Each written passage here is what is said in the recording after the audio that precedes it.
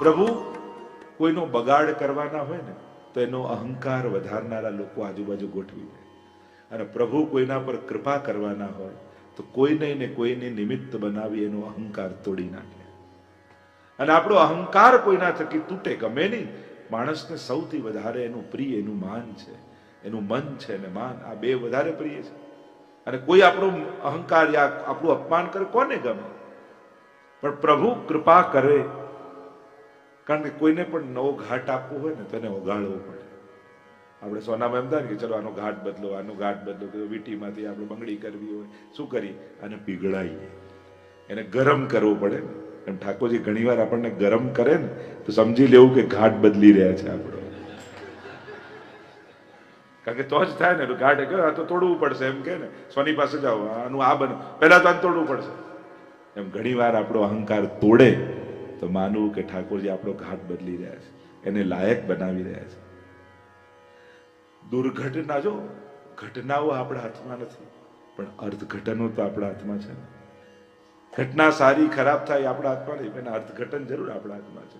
તો ખરાબ દુર્ઘટનાઓમાં પણ જે સારા અર્થઘટનો કાઢી શકે ને, એ જ સાચો સત્સંગી વૈષ્ણવ છે. કામના સમયે સત્સંગ કામ ન લાગે તો કેવો સત્સંગ? જ્યારે એની જરૂર હોય. કર્ણને શ્રાપ નતો કે તને જરૂર હશે તારી વિદ્યા તું ભૂલી જઈશ. કેમ કે આપણને બધાને તો શ્રાપ નથી લાગ્યો કે જ્યારે તને જરૂર હશે ત્યારે જ આ શ્લોકો યાદ નહીં આવે. વિવેક ધૈર્યાશ્રય કે નવરત્ન કે આ બધા ખરા ટાઈમે જ કામ ન લાગે. વિદ્યા એ જ છે જે હસ્તગત હોય, જે હાથમાં હોય. ષોડશ ગ્રંથ ને નવરત્ન આ બધું મોઢામાં છે, મુખમાં તો છે, બસ એ બુદ્ધિમાં ક્યારે આવે? પુસ્તક મસ્તકમાં બેસી જાય ને, યા હસ્તક થઈ જાય તો જ કામની છે. પુસ્તકમાં તો હોય બધું જ છે, પણ એ મસ્તકમાં બેઠું કે નહીં એ મહત્વનું છે. તો એ જયારે મસ્તકમાં રાઈટ સમયે રાઈટ વસ્તુ યાદ આવે. ગુરુની કૃપા એ જ કહેવાય કે યોગ્ય સમયે એમના વાક્યો, એમના વચનો સામે આવીને ઉભા રહી જાય. જો મને આમ કહ્યું એ દિવસે આમ કહેતા હતા. અને ઘણીવાર સીધા આપણને ન કે ગુરુની તો પ્રત્યેક વાત વ્યક્તિગત માનીને સાંભળવી મારા માટે જ કહેવાય રહ્યું છે. એ જયારે સ્વીકારીએ ત્યારે એને કૃપા હોય ત્યારે યોગ્ય સમય સમજણ ખીલી જાય. કારણ કે સમય ન મળે તો શું કામ? પેલું કોણી મારીને કોડીઓ બનાવેલી વાર્તા આવતી ને કે એક બધા જ સ્વયંવર કુમારી માટે રાખ્યો કે મારે તો સમય સ્વયંવર. રાજે કોને પરણવું છે કે સ્વયંવર રાખો. સ્વયંવર રાખ્યો અને બધા કુમારો ભેગા થયા અને કુમારી પેલી રાજકુમારી આવીને કહ્યું મને હમણાં જે કોડિયું લાવી આપે એને હું પરણી ગયો. અને બધા દોડ્યા, કોઈ સોનાનું લેવાનું, કોઈ ચાંદીનું લેવાનું, કોઈ પિત્તલનું લેવાનું. અમે રાજા મહારાજાના દીકરાઓ એમને દોડે. અને એક હોશિયાર કુંભારનો દીકરો હતો, એને પાણી નાખ્યું જમીનમાં, માટીનો ગોળો કર્યો, ખૂણી મારીને કીધું લે આ કોડિયું. અને રાજકુમારી પરણી ગઈ. ઠાકોરજીની સેવામાં ઘણી સેવામાં આપણે આ વસ્તુ ક્રમની રહી ગઈ. ઠાકોરજી બિચારા રાહ જોતા કલાકે પાછા આવે, એને કઈ ના કર્યો ક્રમ તો સારું થાય.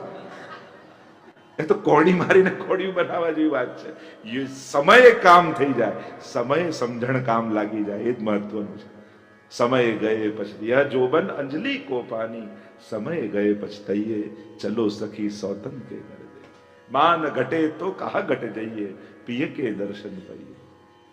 કોઈ વ્યક્તિના અનબનાવને કારણે પણ ઠાકોરજી અને મંદિરથી દૂર નહીં થઈ જવું. ઘણી વાર એવું થાય હવેલીમાં મંદિરમાં ક્યાંક કોઈ જોડે મંદિર, હવે તો હવેલી જ નહીં જવાનું, હવે તો સત્સંગમાં નહીં જવાનું, હવે તો આમાં. અરે વ્યક્તિ જોડે વાંધો પડ્યો, ઠાકોરજીએ શું બગાડ્યું છે? ઠાકોરજી કઈ એના માલિકીના થોડી છે, ઠાકોરજી તો બધાના છે. અને એટલા માટે ક્યારેક કોઈ વ્યવસ્થાને કારણે, વ્યક્તિને કારણે ક્યાંક કંઈક થયું હોય, પ્રભુથી વેર નહીં બાંધી લેવું. બ્રજમાં ગયા ના ત્યાં અવ્યવસ્થા કંઈક દેખાય એમ કે હવે તો આવું જ નહીં. અરે એ તો માણસોની અવ્યવસ્થા છે. ગિરિરાજજી શું બગાડ્યું છે? યમુનાજી શું બગાડ્યું છે? શ્રીનાથજી શું બગાડ્યું? પ્રભુ સાથે શેનો વેર બાંધવો? એ તો મારા છે, એ તો આપણા છે. હા, આપણી વ્યવસ્થામાં નથી, ક્યાંક કોઈની અવ્યવસ્થામાં હોય, થઈ શકે અવ્યવસ્થા. માણસની અવ્યવસ્થાઓ માણસ સર્જિત છે, એમાં ભગવાન જોડે વેર બાંધવાની ક્યાં જરૂર છે? એટલે જ્યારે પણ કોઈ સત્કાર્ય કરતા હોય, સેવા કરતા હોય, એ મંદિર હોય, સંસ્થાઓ હોય, મંડળ હોય, ક્યાંક કોઈક વ્યક્તિ જોડે મન દુઃખ થાય તો સત્સંગથી દૂર નહીં થવું, નહીં તો નુકસાન આપણું જ થશે. ઠાકોરજીથી દૂર નહીં થવું, નહીં તો નુકસાન આપણું જ થશે. તમે દૂર ગયા કોને? પેલો તો રોજ આવતો હોય છે, ઝઘડે હોય. નુકસાન આપણે મોઢું ફૂલાવીને બેઠા હોય. એટલે વાંક એનો, એ ખીજાયો, એને અપમાન કર્યું એ લહેર કરે, અને આપણે ઘરે બેઠા બેઠા રડીએ, આપણી સેવા ગઈ, આપણી સેવા ગઈ, નુકસાન આપણે શું કા કરીએ? હાથમાં આવેલી સેવા જવી ન જોઈએ, હાથમાં આવેલા પુણ્ય જવા ન જોઈએ, પકડી રાખ. સૌભાગ્યથી મળ્યા. કોઈ કિંમતી હીરો તમારા હાથમાં આપે અને કઈ બી જેમ તેમ કઈ પણ બોલે તો હીરો એને છૂટો મારો, પથ્થર હોય તો મારો, કોઈ તમને જેમ તેમ ગાળો બોલી જાય એટલે છૂટો હીરો મારો, તમે આ તો કિંમતી છે. એમ સેવાનો હીરો હાથમાં હોય તો આ રીતે છૂટો ના ફેંકાય. કોઈ ગમે તે બોલી ગયું હોય, કારણ કે આ તો કિંમતી છે, આને છોડાતું હશે, આને અપાતું હશે, આ તો કેટલું કે આની કિંમત નથી જાણતા એટલે ફેંકી દઈએ છીએ. જો તમને એની વેલ્યુ ખબર નહીં હોય તો છોડી દેશો, તો ફેંકી દેશો. પણ તમે મહત્તા એની જાણતા હશો કે આ પાછું ના મળે, આ તો સૌભાગ્યથી મળે. અને એટલા માટે હાથમાં આવેલા સત્કર્મો કેમ છૂટી જવાય? પ્રયાસ કરો, કોશિશ કરી. સત્કર્મ કરતા સમજણ બહુ સારી રાખવી. જ્યારે જ્યારે સારું કરવા નીકળો ત્યારે સારી સમજણ સાથે નીકળો. કારણ સમજણ નબળી હશે તો સત્કર્મો પણ બહુ વાર નહીં થઈ શકે, એ સંસાર છોડાવી દેશે.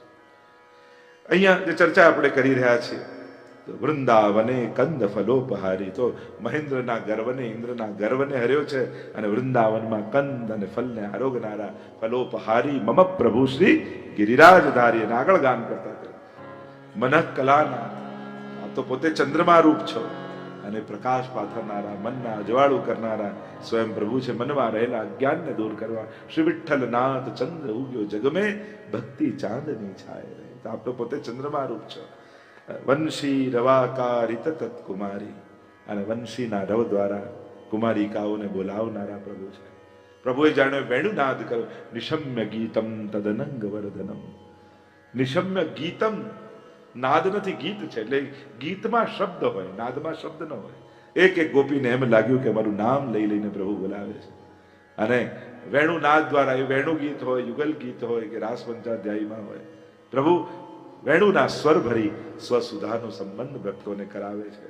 રાસોત્સવોદ્વેલ રસાબ્ધિ સારી, અને રાસના મહાસાગરમાં પ્રભુ એ સરનારા, રસનારા, આનંદ કરનારા પરમાત્મા છે. રસાનામ સમૂહ રાસ, જેમાં સમસ્ત રસોનો અનુભવ થાય એ જ રાસ છે. જેમાં પ્રભુના સમસ્ત રસોનો એક જ લીલામાં અનુભવ થઈ જાય એ રાસ લીલા છે. અને એમાં વિહાર કરનારા પરમાત્મા છે. રસનું સ્વ સ્વરૂપનું દાન કરવાની પ્રક્રિયા, એને જ રાસ કહેવાય. રાસ કોઈ ગરબો નથી, કોઈ નૃત્ય નથી, પણ જે પ્રક્રિયા દ્વારા પ્રભુ સ્વ સ્વરૂપનું દાન કરી અલ્પાનંદને પૂર્ણાનંદ બનાવે એ જ લીલા રાસ છે. એમાં વિહાર કરનારા પ્રભુ મમ પ્રભુ શ્રી ગિરિરાજધારી. અને 8મા શ્લોકમાં મહાપ્રભુજી આજ્ઞા કરે, મત્ત દ્વીપોદામ ગતાનુકારી. દ્વીપો, દ્વીપ એટલે બે મુખ જેના છે. હાથી હોય ને એ જલ મોઢેથી પીએ, સૂંઢથી પણ પીએ. જે બે મુખથી જલ પીએ એને દ્વીપ કહેવાય. જે આપણે બેટ પણ કહીએ દ્વીપ, એમ દ્વીપોદામ તો મુખથી પણ પીએ ને સૂંઢથી પણ પીએ. તો પ્રભુ કેવા છે? મત્ત દ્વીપોદામ ગતાનુકારી. એટલે કે પ્રભુની ચાલ કેવી છે? મદમસ્ત ગજરાજ જેવી. વ્રજ યુવતી સતસંગે હરિરી. પ્રભુની ચાલના અનેક પ્રકાર, ક્યાંક સિંહ જેવી કહી છે, ક્યાંક હંસ જેવી કહી છે, અને ક્યાં મદમસ્ત ગજરાજ જેવી રહી ગઈ. ચલિતમ મધુરમ. મધુરાષ્ટકમાં બાબુજી કે ચાલમાં પણ પ્રભુના અનેક પ્રકારના માધુર્યો પ્રગટ થયેલા છે. એટલે મદમસ્ત ગજરાજ નિર્ભય થઈને વિહાર કરતો હોય, વનમાં જતો હોય, એ રીતે પ્રભુ પણ મદમસ્ત ચાલ ચાલતા છે. ગજ ગતિ ચાલ ચલે શ્રી વલ્લભ, ઇનકી કૃપા ભય સબ સુલ્લભ. રવિ કે ઉદય કિરણ જ્યો બાળી, તૈસઈ સભા પાત ઉઠી ઠાડી. મૂળ પુરુષમાં લખે છે દ્વારકેશજી કે જ્યારે કૃષ્ણદેવ રાયની સભામાં ભારત વર્ષના વિદ્વાનો દૂર દૂરથી આવીને બિરાજમાન છે, પોતાના મતોને પ્રસ્થાપિત કરવા માટે એ સમયના પ્રકાંડ પંડિતો ઉપસ્થિત છે. અને એ સમયે 11 વર્ષના શ્રી વલ્લભ એક ધોતી ઉપરનો ધારણ કરી અને જ્યારે સભામાં પ્રવેશ કરે છે ત્યારે આપની ચાલ એવી છે, કેવી છે? એક નિર્ભય મદમસ્ત ગજરાજ. કોઈનો ભય નથી. કોણ વિદ્વાન, કેવા પ્રકાંડ પંડિત, કેવા ઋષિ, કેવા મુનિ આયા છે, નિર્ભય પરાસ્ત કરવા જઈ રહ્યા છે. અને હાથી જેમ પ્રવેશ કરે એમ ગજ ગતિ ચાલ ચલે શિવન. કારણ કે તમે ક્યાંક જાઓ ત્યારે તમારી બોડી લેંગ્વેજ બહુ મહત્વની. એના પરથી ખબર પડે કે સામે અત્યારે તમારા મનમાં શું ચાલે. અત્યારે તો બોડી લેંગ્વેજ તો બહુ ચાલે છે. કઈ રીતે ચાલો છો, કઈ રીતે જુઓ છો, કઈ રીતે બેસો છો. હવે મર્સિડીઝ કારો એમાં એમ અધ્ધર થઈને બેઠો ખબર પડી ને કે આની નથી. એમ જ થાય ને, કારણ કે પોતે હોય તો મારા દિવસે મૂળ વાત એ જ ક્યાં બેઠા છે એના પરથી ખબર પડે.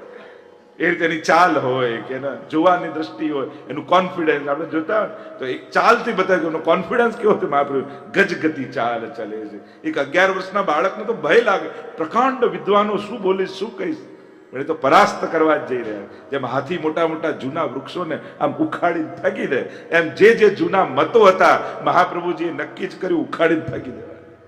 બધા જ પરાસ્ત થઈ ગયા. એવા અહોભાવ સાથે મહાપ્રભુજી પધારી રહ્યા. તો ગજ ગતિ ચાલ ચલે શ્રી વલ્લભ તિનકી કૃપા ભય. તો ઠાકોરજીની પણ ચાલ કેવી મહાપ્રભુજી જેવી. મત્ત દ્વીપો દામ ગતાનુકારી, મસ્ત ગજરાજની જેમ ઠાકોરજી પધારી રહ્યા છે. અને લુંઠત પ્રસૂના પ્રપદી નહારી. પુષ્પોની માળા છે પણ ચરણ તરફ મુખ છે બધા. આજે પણ માળાજી આપણે એવી રીતે થાક તરફ બનાવીએ ને, કારણ ઠાકોરજી એવી માળા. વ્રજભક્તો છે ને, વ્રજભક્તો ક્યારેય પણ પ્રભુને પીઠ નથી દેતા, બહિર્મુખ નહીં સન્મુખ રહે. અને સેવા તો સન્મુખ થઈને જ કરાય ને. ભલે સિંહાસન આગળ હોય, પાછળ જઈને માળા ન ધરાવે, સન્મુખ થઈને ધરાવે, પ્રભુની દ્રષ્ટિ મારીને કરાય. સેવા હંમેશા સન્મુખ થઈને કરાય. અને એટલા માટે આપણે ત્યાં એમના મુખ પણ થાક તરફ રહે છે. તો લુંઠત પ્રસૂના પ્રપદી નહારી. તે પુષ્પો માલા એટલે કે મા લીયતે એતી માલા, જેની પાછળ લક્ષ્મીજી છુપાયેલા છે એ જ માલા કહેવાય. હૃદયમાં લક્ષ્મીજી છે ને, તો આની પાછળ લક્ષ્મીજી છુપાયેલા હોય એટલે મા લીયતે એતી માલા, એને માલા કહેવાય. અને આપણે ત્યાં તો વ્રજભક્તોનું રૂપ માલાને માનીએ, અને એના પણ કેટલા બધા ભાવ, કેટલા પ્રકારની માલાજી, અને એના પણ તત્ ભાવ અનુસાર માલા થાય. જે જ્યારે દરેક કંઈ પણ તમે કરતા હોય એની ભાવના જાણો, એનો આનંદ જાણો, તમને સેવાનો આખો ભાવ જ બદલાઈ જશે, આખું સ્વરૂપ બદલાઈ જશે સેવાનું. જ્યારે એનો અહોભાવ મહત્તા જાણશો તો આનંદ માણી શકશો કે તમને આપણને શું મળ્યું છે.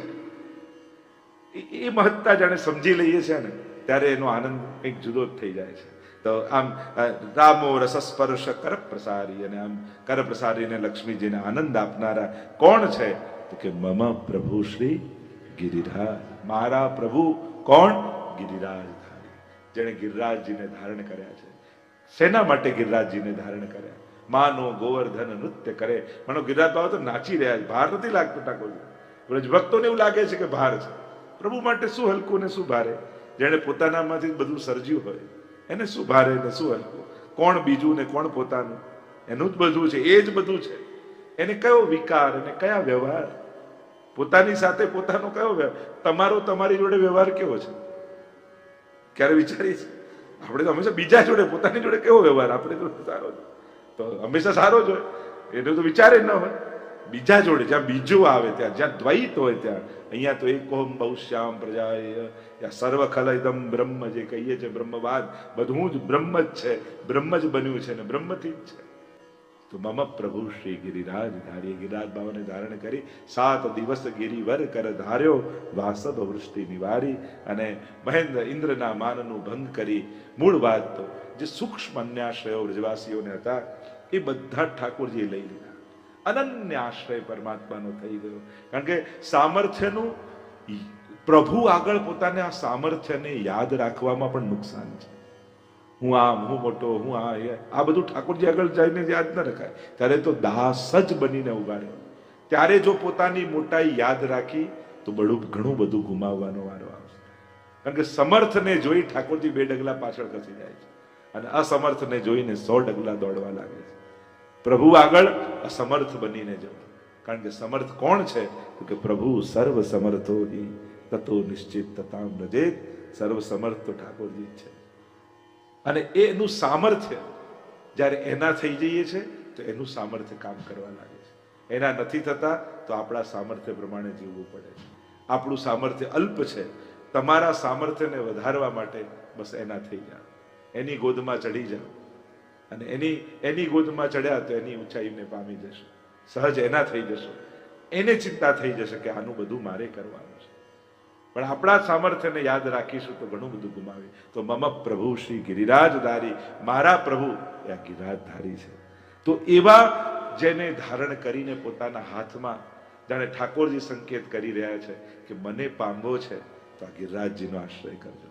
આમ આપણે કહ્યું કે કોઈ ધજા બતાવે, ફ્લેગ બતાવે, અને ફ્લેગ એ આખા દેશનું પ્રતીક હોય, કહ્યું કે એનું માન એ આખા દેશનું માન છે.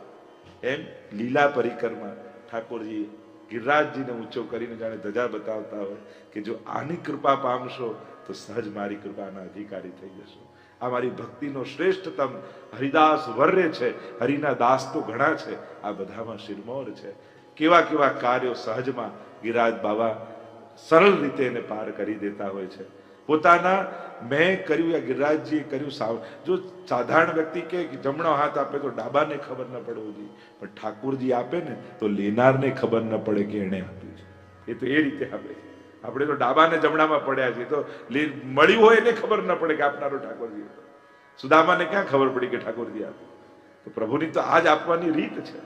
તો આવા ગિરિરાજજીનો આશ્રય કરજો, નિર્દોષ ભાવથી, વૈષ્ણવ ભાવથી કરજો. ગિરિરાજ બાબા કૃપા કરશે તો પ્રભુ ખૂબ સહજ થઈને કૃપા કરશે. સહજમાં ભગવદ લીલાના અનુભવ થવા લાગશે. સહજમાં ઠાકોરજીની કૃપાના અધિકારી થઈ જશે.